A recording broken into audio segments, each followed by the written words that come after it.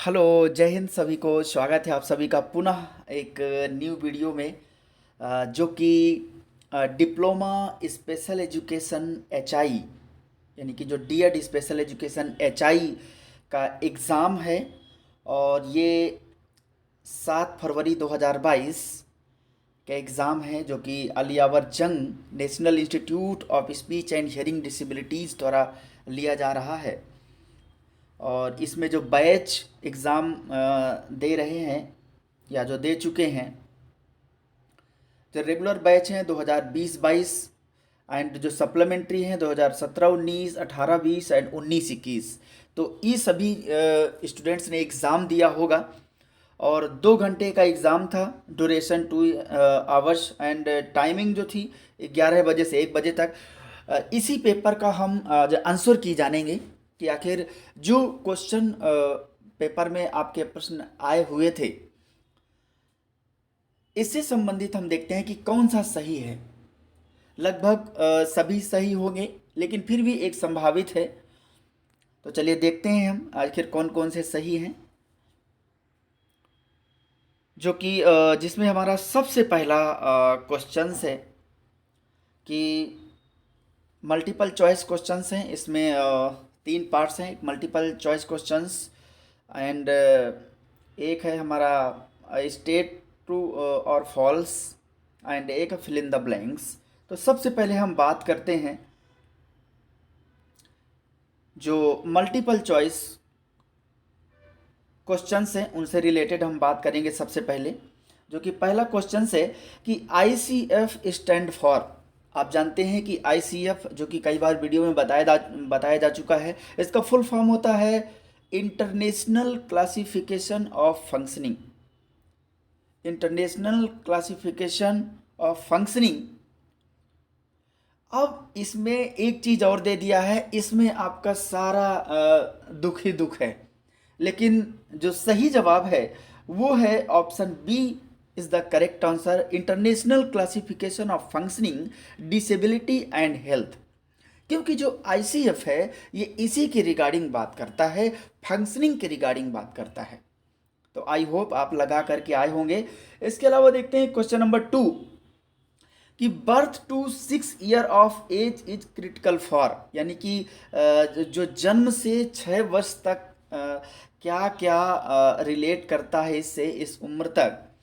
तो पहला है फिजिकल ग्रोथ, यानी कि जो शारीरिक वृद्धि है, या ऑप्शन बी वेलबींग, जो हमारा कल्याण है, या फिर ऑप्शन सी कॉग्निटिव डेवलपमेंट। तो ये सभी होता है, इसलिए option D is the correct answer. इसके अलावा आप देखिए तीसरा तीसरा है कि dot dot is a learning disorder that involves difficulty in reading, यानी कि जो अधिगम अक्षमता होती है उसके अंतर्गत जो रीडिंग में डिफिकल्टी होती है, पढ़ने में जो समस्या होती है, वो किसके अंतर्गत आता है। आप जानते हैं ये सीधा हमारा तीसरा का जो सही होगा वो ए सही होगा, यानी कि डिसलेक्सिया। क्योंकि डिसलेक्सिया के अंतर्गत ही पठन संबंधी समस्या या रीडिंग प्रॉब्लम होती है। इसके अलावा हम देखते हैं चौथा। देखिए, जो कह रहा है कि dot dot is an example of a specific learning disability. किसका उदाहरण है ये? तो आप जानते हैं कि ये डिसलेक्सिया इसी के अंतर्गत, इसी का टाइप्स है। बाकी मेंटल रिटार्डेशन अलग है, एडीएचडी जो attention deficit hyper activity disorder वो अलग है, ऑटिज्म स्पेक्ट्रम डिसऑर्डर ये अलग है। तो dyslexia is related to specific learning disability. ठीक है। इसके अलावा क्वेश्चन नंबर 5 देखते हैं कि cerebral palsy is caused by lesions oblique damage to the. अब क्या डैमेज करता है, किस कारण से क्या डैमेज करता है? तो इसका सीधा सा जवाब है ऑप्शन ए सही है, ब्रेन। इसके अलावा हम देखते हैं 6, क्वेश्चन नंबर 6 देखते हैं कि AYJNISHD focused on dot dot dot dot disabilities, यानी कि क्या क्या चीज़ों पर फोकस करता है जो समस्याएं होती हैं। तो आप सीधा सा जानते हैं, क्योंकि ये स्पीच एंड हियरिंग डिसेबिलिटीज है, तो सीधी सी बात है ए सही होगा, स्पीच एंड हियरिंग। अब देखते हैं हम सातवां। सातवां देखते हैं कौन सा सही होगा। सातवां जो क्वेश्चन है कि the disability which is not covered under the national trust act. आप जानते हैं कि जो राष्ट्रीय न्यास अधिनियम 1999 है उसके अंतर्गत कौन कौन सी डिसेबिलिटी कवर्ड नहीं है या एक इसमें शामिल है। आप जानते हैं कि इसके अंतर्गत 4 डिसेबिलिटी शामिल होती हैं, cerebral palsy, autism, mental retardation and multiple disability. तो आप जानते हैं कि देखिए जो हमारा A mental retardation, C autism, D cerebral palsy, ये तो तीनों हैं, लेकिन कह रहा है नॉट कवर्ड। तो हमारा option B is the correct answer. आप क्या लगा के आए हैं वो आप जरूर जानते होंगे।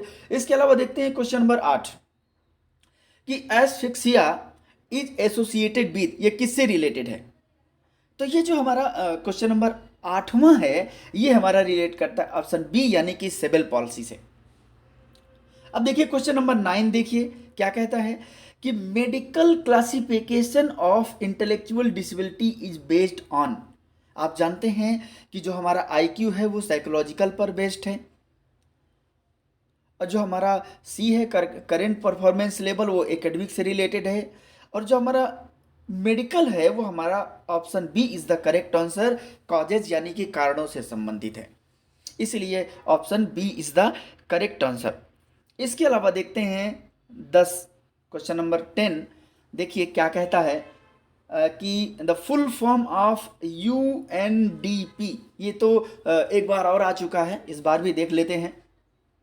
The full form of UNDP is related to, सीधा सीधा सही है, option A is the correct answer, the United Nations Development Programme, ये इससे रिलेटेड है। तो ये हुए हमारे मल्टीपल चॉइस क्वेश्चन। अब देखते हैं true and false. True and false देखते हैं। आप हिंदी वर्जन में भी मैच कर लीजिएगा कौन सा सही किए हैं। हाँ, जो फाइनल जो मान्य होता है वो मान्य होता है इंग्लिश वर्जन, ये बात जरूर ध्यान में आप हमेशा रखेंगे। देखते हैं हम कौन सा सही है कौन सा गलत है। जो हमारा ट्रू फॉल्स में पहला है कि national institute for the empowerment of persons with visual disabilities, visual disability जो दृष्टि दिव्यांगजन जो संस्थान है हमारा राष्ट्रीय संस्थान है, ये कह रहा है कि is located at Chennai. Chennai में थोड़ी है, ये तो देहरादून में है, तो इसलिए ये क्या हो जाएगा, ये हमारा गलत हो जाएगा, ये गलत हो जाएगा।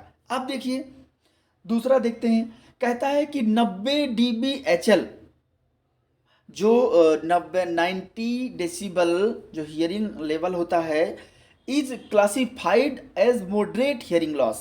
मॉडरेट थोड़ी होता है। अब देखिए जो 90 तक होता है 71 to 90 वो आता है हमारा सीवियर में। तो ये, और इससे पहले क्या आता है, इससे पहले आता है मॉडरेटली सीवियर। मॉडरेटली सीवियर आएगा 56 से 71, तो 41 से 55 तो मॉडरेट होता है, तो यहां पे 90 लिखा है, इसलिए ये हमारा क्या होगा, गलत होगा। तीसरा देखिए कहता है कि autism is a developmental disability. बिल्कुल एक डेवलपमेंटल डिसऑर्डर है, विकासात्मक है, जिसके अंतर्गत व्यवहारिक समस्या भी देखने को मिलती है, नहीं हो पाता है विकास। इसके अलावा मानसिक विकास नहीं हो पाता है, भाषाई विकास नहीं हो पाता है, खास करके इंटरेक्शन प्रॉब्लम रहती है, तो ये डेवलपमेंटल प्रॉब्लम है, इसलिए जो तीसरा है हमारा ये हमारा सही है। चौथा देखिए cerebral palsy is a neurological disorder. Cerebral palsy जो प्रमस्तिष्क के पक्षाघात मस्तिष्क के है, तो ये तो बिल्कुल सही है, इसमें तो कोई संदेह ही नहीं होगा, आप सभी करके आए होंगे। इसके अलावा देखिए पांचवा देखिए कि आरपीडब्ल्यूडी एक्ट जो rights of persons with disabilities act है 2016 increase the reservation in government job to 5%। अरे 5% थोड़ी किया है, ये तो 4% किया है, इसलिए गलत है। इससे पहले जो पीडब्ल्यू एक्ट था उसमें 3% था। इसके अलावा ये हो गए हमारे ट्रू फॉल्स। अब देखते हैं fill in the blanks. Fill in the blanks में क्या आएगा, बहुत ही ध्यान से देखिएगा, सवाल बहुत ही गजब आए हैं, आई होप आप बहुत अच्छे से किए होंगे। तो देखते हैं हम कौन सा सही है कौन सा गलत है। जो कि पहला है कि screening of all children is known as dot dot dot dot screening. जो एक जांच होता है, अगर वो सभी बच्चों का एक जांच करते हैं एक साथ, तो वो क्या कहलाता है? तो सीधी सी बात है, ये डेवलपमेंटल स्क्रीनिंग है, यानी कि जो विकासात्मक जांच है। तो यहाँ पर क्या सही हो जाएगा? डेवलपमेंटल, आपने किया होगा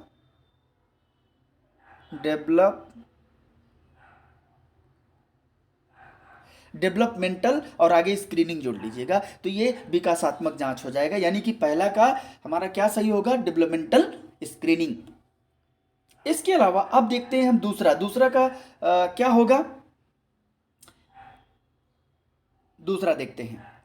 दूसरा में कह रहा है in dot dot dot dot types of cerebral palsy four limbs और अफेक्टेड। फोर लिम्स का मतलब दोनों हाथ दोनों पैर।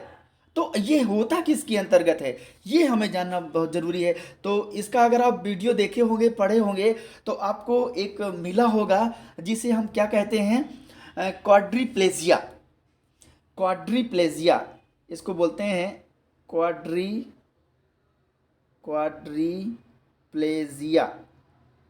प्लेजिया क्या बोलते हैं इसको? क्वाड्रीप्लेजिया। अगर आपने किया होगा तो बहुत बढ़िया, अदरवाइज फिर आप गलत करके चले आए हैं। इसी के अंतर्गत सेरेब्रल पॉल्सी के अंतर्गत जो है हमारा दोनों हाथ और दोनों पैर अफेक्टेड होता है। अब देखते हैं हम तीसरा देखते हैं। तीसरा क्या कहता है कि एज पर RPWD एक्ट 2016, जो राइट्स ऑफ पर्सन भी, जो दिव्यांगजन अधिकार अधिनियम 2016 है, कि डेफ मीन्स पर्सन हैविंग। अब डेफ मीन्स पर्सन हैविंग का क्या मतलब है? यानी कि जो डेफ है, जो श्रवण बाधिता है, उसका मैं कितने डीबी होना चाहिए loss in speech frequency in both years. तो सीधी सी बात है, उन्होंने कितना माना है? 70 डीबी माना है।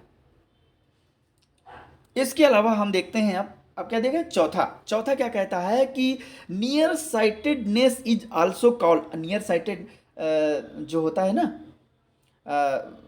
जिसे हम हिंदी में कहते हैं, देखिए हिंदी इसके चौथे की देख लेते हैं क्या दिया हुआ है। चौथा दिया है निकट दृष्टि दोष। निकट दृष्टि दोष चौथा जो है ये है आपके सामने। देखिए इसको हम सही करते हैं। जो चौथा है कि near sightedness is also called as, जो निकट दृष्टि दोष है, उसको और किस नाम से जानते हैं? तो इसको आप जानते हैं मायोपिया नाम से जानते हैं। क्या जानते हैं? मायोपिया, इसको मायोपिया नाम से भी जानते हैं। अब देखिए पांचवा आपके सामने है। पांचवा क्या इसमें फिल होगा? कहता है कि dot dot dot dot encompasses learning disabilities related to mathematical problem या मैथमेटिकल कैलकुलेशन। तो सीधी सी बात है, डिसकैलकुलिया यहाँ पर सही होगा। डिसकैलकुलिया सही होगा। यहाँ पर आप लगा करके भी आए होंगे, नहीं लगाए होंगे तो गलत कर दिए होंगे। देखिए कितने अच्छे शॉट आए हुए हैं, और आपको बताया भी था कि प्रिवेंशन ऑफ डिसेबिलिटी हमेशा पूछता है। डेफ ब्लाइंडनेस बहुत अच्छे से हमेशा आता है। लर्निंग डिसेबिलिटी और ऑटिज्म, ये दोनों में से एक तो पूछता है, लेकिन इस बार दोनों दे दिया है। अगर आप थोड़ा सा भी वीडियो में ध्यान दिए होंगे कि जो मैंने बताया था संभावित प्रश्न, उसमें से ज़रूर आते हैं, और वो आते ही आते हैं। और आइडेंटिफिकेशन एंड इंटरवेंशन देखिए वो आया। 9 नेशनल इंस्टीट्यूट में से एक का ऑब्जेक्टिव पूछ लिया, जो कि चेन्नई में है, national institute for the empowerment of persons with multiple disabilities. Home based model, जिसमें से 3 मॉडल थे, उनमें से एक होम बेस्ड मॉडल इंटरवेंशन का पूछा हुआ है। इसके बाद parents in identification of disability कैसे इन्वॉल्व होते हैं। तो ये बड़े अच्छे क्वेश्चन पेपर था। आई होप आपको समझ में आया होगा, आप करके आए होंगे। नेक्स्ट पेपर के लिए wish you all the best. दोस्तों तक शेयर करें, आंसर की कितना करके आए, कमेंट करके ज़रूर बताएं कि आप कितना सही किए हैं, कितने गलत हो गए हैं। ठीक है, थैंक यू सो मच। मिलते हैं नेक्स्ट वीडियो में, तब तक के लिए जय हिंद।